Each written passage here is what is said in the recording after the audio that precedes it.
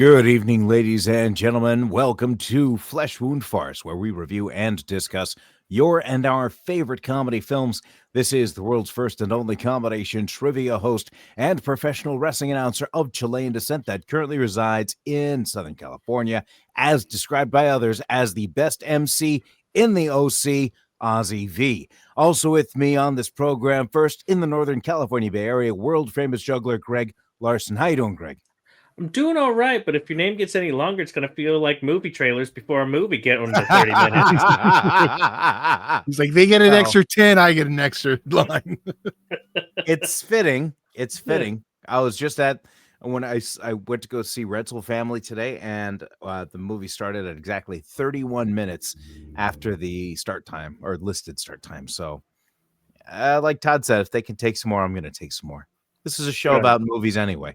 Also with us, ladies and gentlemen, Fleshman producer Todd. How you doing, Todd? Chilling. As always. Plus, by the way, I mean, I can say things longer, like because the trailers are taking longer times, as long as I do them in the trailer voice moving forward. That can be a thing. But trailer voice isn't a thing now. It's just let's get into it. All it is rated R. That's all they do now. That's like, you even get that at this point? No, I think we do on TV commercials, but not or in theaters Friday. Those are the only things you get. It's just when it's coming out or when it's rated. You don't hear anything about Tom Cruise. You don't hear that anymore. I know that needs to come back. That shit it does need to come back. I need work. I feel these voiceover actors are now like those cartoons where they walk in, they punch in, go through the turnstile, and punch out. Honestly, I think they just, the reason why they probably do just the ratings or coming out, in theaters Friday is because they can do it with multiple movies. Yeah, that's why you don't hear like. Well, there is one thing that we used to get. You don't hear that anymore. There is one thing we used to get. We'll get to when we talk about the movie. That I was kind of like, I kind of miss this. Okay, speaking of the movie we are reviewing today, it happens to be Friday After Next, released on November 22nd, 2002. Todd, do you have a trailer available? Yes, sir. 'Twas the night before Christmas, and all through the house, a creature was stirring, and it wasn't a mouse. What the hell are you doing in my house? I'm Santa Claus. Where the milk and cookies? This is bad looping. You got the rent money, all of it. Getting my rent money today, or Damon gonna come see you. Damon! Craig and Day-Day are getting something they never expected. Jobs. Daddy, how I look? Like a damn snitch? Yeah, boy. If there's any problems, you just blow. Toot toot. And this is your booth. Keep it real, huh? We top flight security of the world, Craig. We ain't no damn top flight security of the world. Damn! We Craig and Day-Day. I hope don't nothing happen all day. I'm not having it. Everybody's a suspect today. And evident nature see.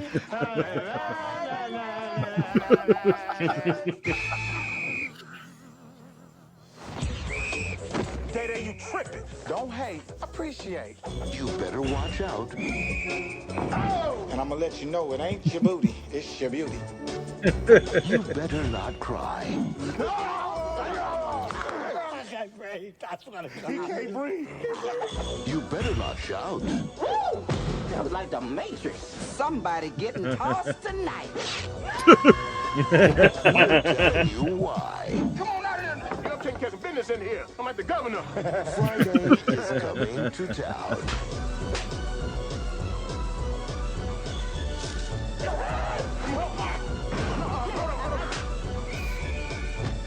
We just got attacked by Santa Claus. But you're the security guard, buddy. Friday After Next. So good, make you want to slap your mama. Yeah, boy. Hey, mama. You want Willie?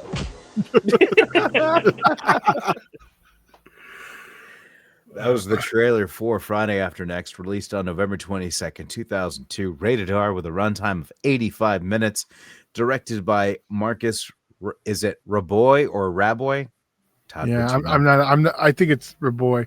But I Okay. gotta ask, like, just like right before you even jump off, because you've been like up to this point, like every time this has came up, you were like, because you'd seen it once. If I do remember, let me finish. Yeah, And yeah. I'm just curious because I will just say it right now. It's if you're going in order of Fridays, it's probably the least, but I hope you still had fun with it. It's definitely plays like a greatest hits with some new stuff mixed in, but you weren't looking forward to it. What are your initial thoughts? Here's the funny thing is I saw this movie once in the theater when it came out.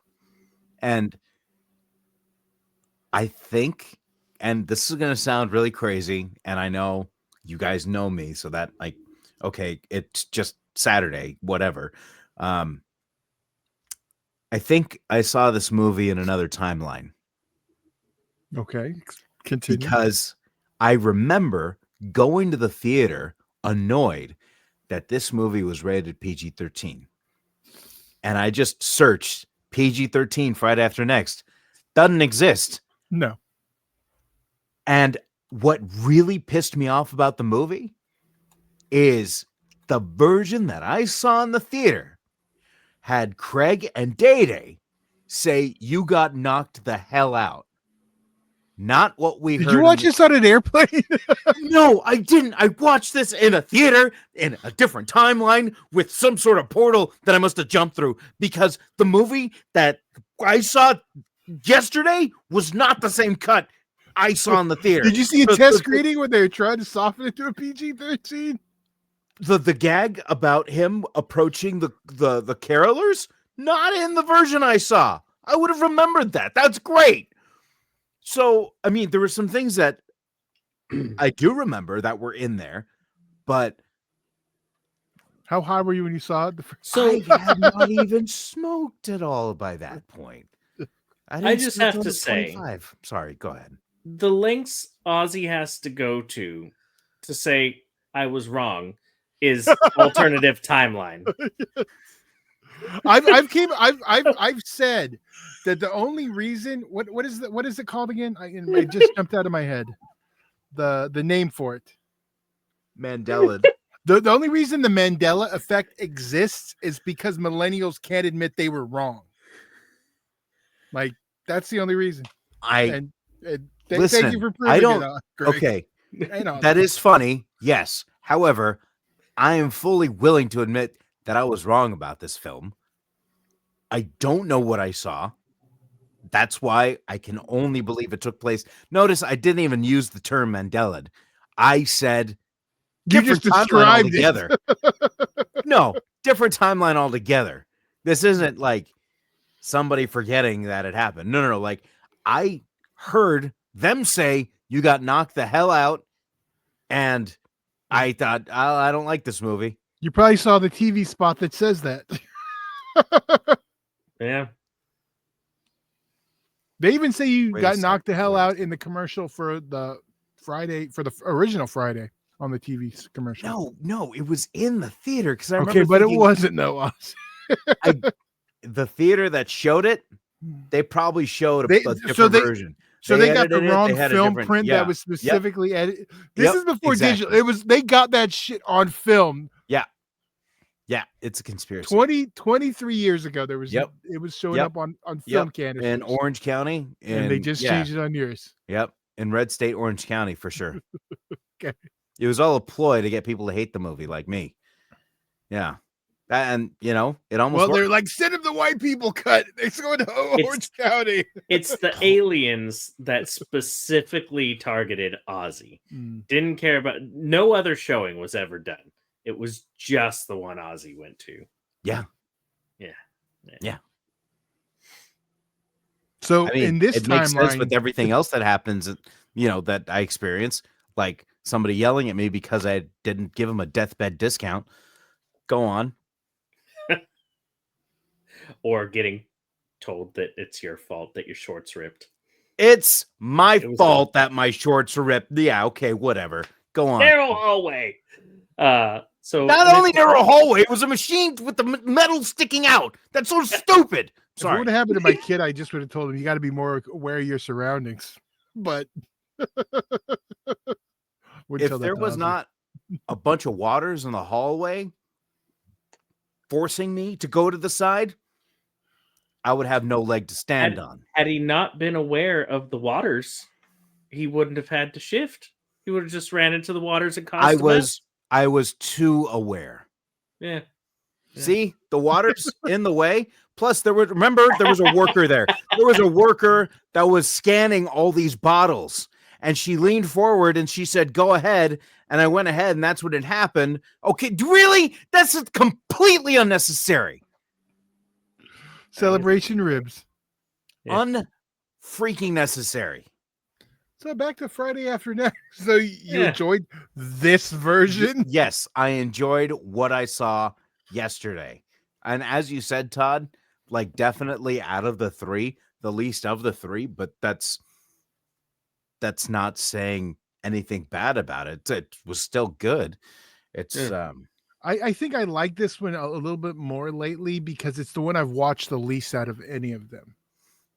so it feels newer. Yeah, it does.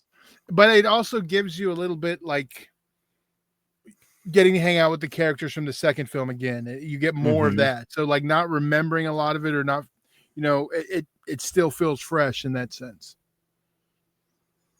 Yeah.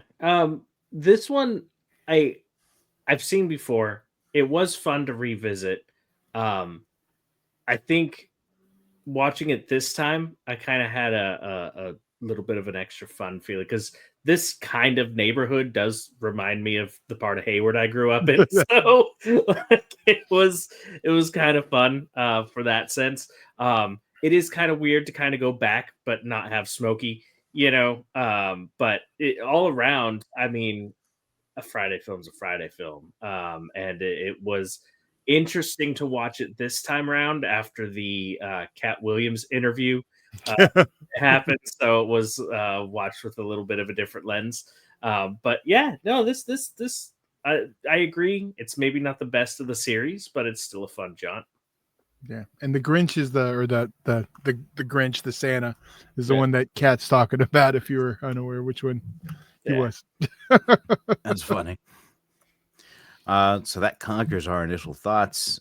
Going into our favorite moments, who would like to go first? So many of them I can't say. I feel like I'm gonna have to beep any of them. So I can go first here. Go for it. Okay. I ought to hit you in the ass and give you brain damage. That was a good one. That was who said that was a Pops? That was no, that Uncle. was the uncle. Yeah. I gotta say, I feel it's blasphemous not to quote Pops as a favorite moment. It doesn't feel right, but I have to. Oh, is it the same one? This is both my favorite moment and what's going to come full circle in my kind of critique least favorite moment all at the same time. It is Day Day, and it is early when he says he's dreaming, and he says, "All I want is 2 fat bitches and a bag of weed and 2 bags of potato chips to give to the fat bitches." I laughed so hard. I was like, "You set the tone, Day Day." And then it goes back, and he's still talking about fat bitches. Yeah, that is a good one.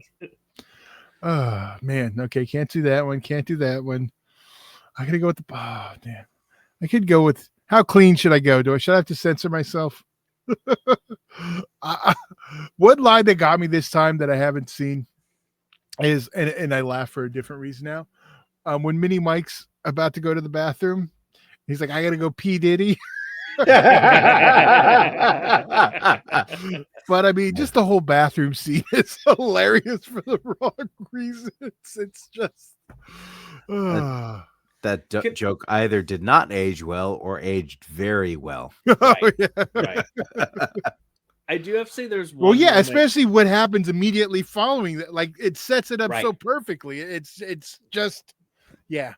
No, I think I'm leaning towards aged very well. Oh yeah, 100%. And there was a joke that I just want to point out that I didn't catch the first time around. That I appreciated a lot this time was the mom that got slapped, or the lady that got slapped. That guy's Pops' mom. you know, she gets slapped in that commercial, and that's why she's spaced out in the kitchen.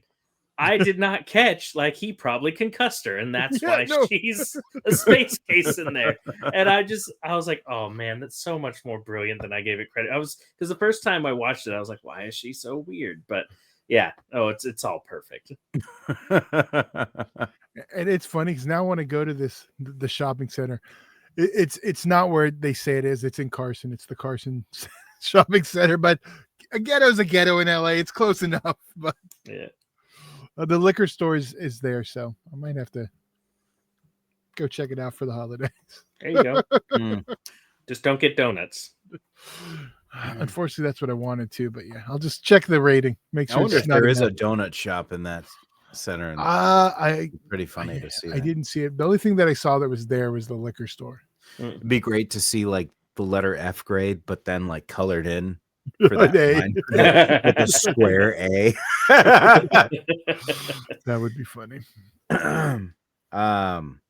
So it's really hard for me to find a critique for a comedy that is less than 90 minutes Mm-hmm. because that's something that's just, it's very rare in these types of movies that something drags or is just like you're wondering what's going on or you have a moment to look at your watch. There's so much to like get to. It's just one thing after another builds. And I mean, from the very beginning, everything is set up within the first 5 minutes.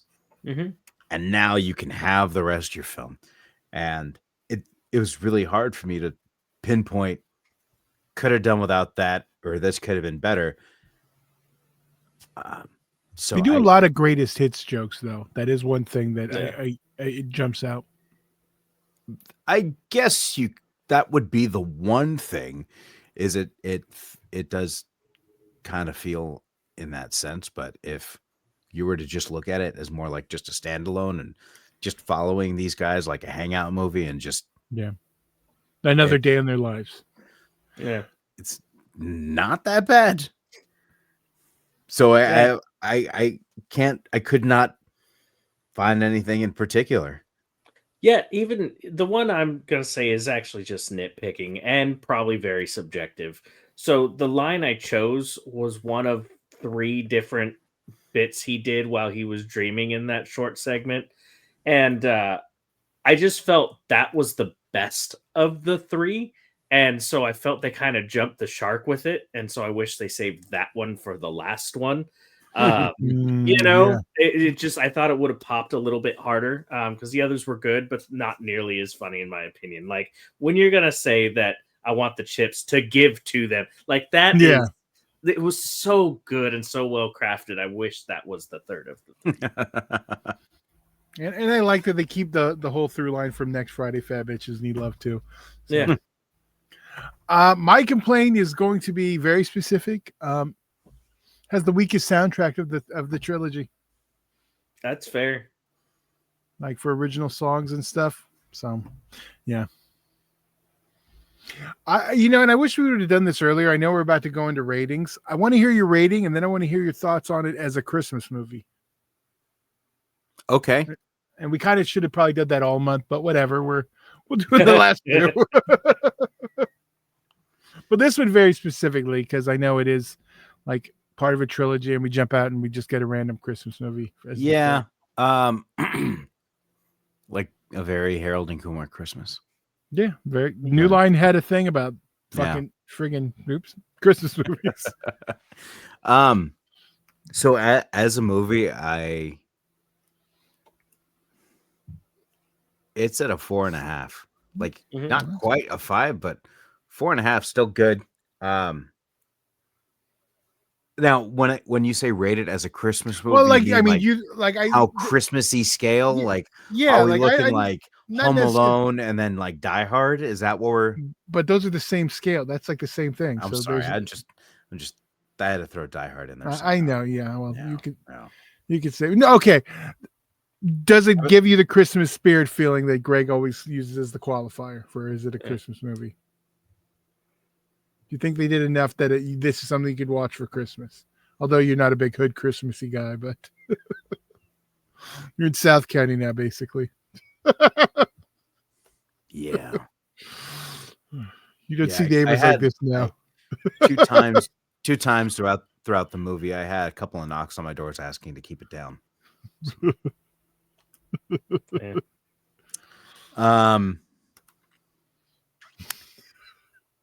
Was that you laughing or just the movie? I think they heard some voices and they were like, "Oh, we got to tell them to keep it down." There's some kind of people. I'm not going to get into that. Well, it's tough because I mean, if by going to Greg's scale of does it give you the Christmas feeling? I mean, very few things give me the Christmas feeling anymore. Yeah. But Christmas okay, let me was ask you like kind this. of necessary to the plot. I mean, it could have been just instead of somebody dressed as Santa Claus, just a generic burglar. Yeah. And it just happens to be like it could have been New Year's Eve, like for all we know. Yeah, but you know, don't you use these diehard arguments back against me and then try to use them as the same thing? But then when I use them as for diehard, could have been the Easter party, could have been this or that. But then it's discounted. But when you're doing it, it's it could have been this. No, it couldn't have been because they stole Christmas presents. Well, yeah, that was They could have essential just to the stole the plot. rent and it would have been fine. It would have been just No, but here's no, we're not gonna just like throw some shade on a Die Hard and just walk away from it. No. Listen, the Christmas packing tape was essential to the climax of the film. His wife's name was Holly. There was a pregnant lady ready to give birth. I'm not also debating you. Christmas theme. Yes, but see, I don't argue with you. I don't argue with it. But you use that stupid Christmas tape. Could have been a roll of duct tape. Could have been a roll of duct tape. To let any shade be thrown and me not say anything. And I'm not giving it shade. I'm just using it as a counter argument to these are the exact same things that are said about Die Hard that you argue out of. Yeah, because but I have actual arguments. Yes, and the thing that I think is the big differentiator on this is Die Hard has several of those things, whereas this has like two, that are very loose and there's not enough points to have to debate. Like you basically got there's the presents and he's dressed like Santa. Outside of that, you have a Christmas party, just like Nakatomi Plaza Christmas party. You have the big Christmas party at the ending.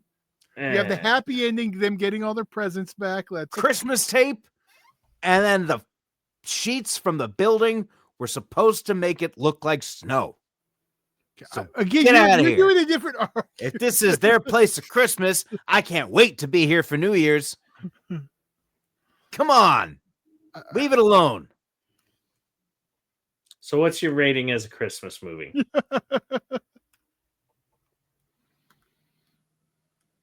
I guess it would be more of like a yes or no. I mean, on a scale of 1 to 10, being like 1 like atheist holiday versus 10 being me singing Holy Night with carolers, I'd say about like 3.5 on that scale of 10. Not like our rating scale in terms of the quality or how much we enjoyed, rather the scale of not Christmas to Christmas. 1 to 5, you make it confusing. Right? It's closer to not Christmas than Christmas, but it feels like I get a little bit of Christmas feeling. How about that? Next season, when we're doing this, we need like a Christmas meter, a Christmometer, or whatever that we can input and have a Christmometer. Yeah. You know what's even worse? I have a Christmas background. I haven't used it at all this year. Oh, right. What a waste. That's right. But for myself, rating wise, I have to agree. This was a fun film. It's funny. It's got a lot of great moments to it. I give it a 4.5 as well. And on a Christmas level, it's not so much Home Alone as someone trying to get a hoe alone. So Christmas wise, I'm gonna give it a 2 out of 10. All right. Movie wise, I think I'm shocked. I'm the lowest one. I'm a 4 out of 5 on this one. and I do think it is a fun film. But like I said, least of the trilogy. But I do tend to like. Started watching this one every year the past couple years. I think this is my third in a row now, and it does like for the stuff. It does give me that Christmas feeling, like because most of my Christmas movies end in murder and stuff. I'm watching Silent Night, Deadly Night, and so this one being a happy movie with the happy ending, I don't know. It gives me a good Christmassy feel. So I mean, not as much Silent Night, Deadly Night, but that's a whole other thing. I don't think anyone got a happy ending in this movie, did they? Well, yeah, no, almost. Yeah. Well, that might not have been a happy ending. Well, at least for one of them. All right, so this does conclude our review of Friday After Next. It is currently available to stream on, guess what, guys? Crunchyroll for free. If you are a Crunchyroll user, of course, is available to rent or purchase wherever you consume your favorite digital content. Do you gentlemen have anything else before we head off the evening? No, sir. All right, ladies and gentlemen, in case you do happen to be in the Orange County area this week, I'll be hosting trivia this Tuesday and Wednesday. First, this Tuesday at the Rush Bar and Grill in Lake Forest, beginning at 7 o'clock. Also, this Wednesday at the Brewery in Placentia, also at 7 o'clock. Both nights free to play and prizes for the top winning teams. Do you guys have anything else before you head out for the evening? No, sir. All right, ladies and gentlemen, for world-famous juggler Greg Larson and Fleshroom producer Todd, I'm Ozzy V, and we'll see you next week right here on a brand new episode of Flesh Wound Farce.